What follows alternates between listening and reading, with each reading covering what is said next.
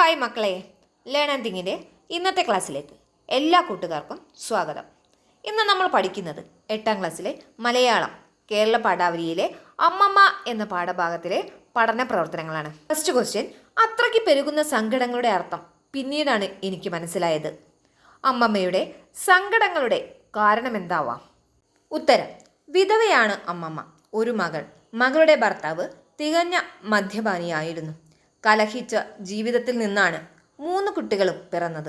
3ാമത്തെ പേരക്കുട്ടിക്ക് 2 വയസ്സുള്ളപ്പോഴാണ് കുട്ടികളുടെ അമ്മ മരിച്ചത്.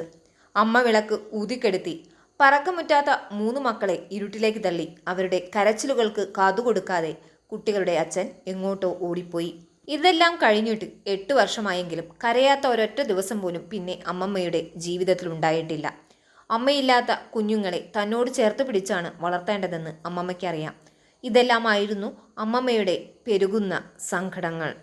അടുത്ത ക്വസ്റ്റ്യൻ: അമ്മമ്മയുടെ സവിശേഷതകൾ കാവ്യാത്മകമായി അവതരിപ്പിക്കുന്ന ഒട്ടേറെ പ്രയോഗങ്ങൾ പാഠഭാഗത്തുണ്ട്. അവ കണ്ടെത്തി ഓർമ്മക്കുറിപ്പിന് അവ എത്രമാത്രം ചാരുതയേകുന്നു എന്ന് പരിശോധിക്കുക. ഉത്തരം: കണ്ണീർ തിളങ്ങുന്ന സൂചിയായി, പൊറുതികെട്ട ജന്മം, കരച്ചിൽ വടുകെട്ടിയ മുഖം, തേവി തേവി വറ്റിപ്പോയ കിണർ. ഇത്തരം ധാരാളം പ്രയോഗങ്ങൾ ഈ പാഠഭാഗത്തുണ്ട്. അമ്മമ്മയുടെ രൂപവും ഭാവവും ദുഃഖങ്ങളും ദുരിതങ്ങളുമെല്ലാം ഈ പ്രയോഗങ്ങളിലൂടെ സമർത്ഥമായി അവതരിപ്പിക്കാൻ പി സുരേന്ദ്രന് കഴിഞ്ഞിട്ടുണ്ട്. അടുത്ത ക്വസ്റ്റ്യൻ: അക്ഷരങ്ങൾ കൂടിച്ചേരുമ്പോൾ 4 തരം മാറ്റങ്ങളാണ് ഉണ്ടാകുന്നത്. വന്നു പ്ലസ് ഇല്ല, വന്നില്ല. ഇത് ലോപസന്ധിയാണ്. ഇവിടെ ഉ എന്ന വർണ്ണം ലോപിച്ചു. അടുത്തത് തേവി പ്ലസ് തേവി, തേവി തേവി. ഇവിടെ ദ്വിത്വസന്ധിയാണ്. ത എന്ന വർണ്ണം ഇരട്ടിച്ചു. അടുത്തത് മഴ പ്ലസ് ഇല്ല, മഴയില്ല.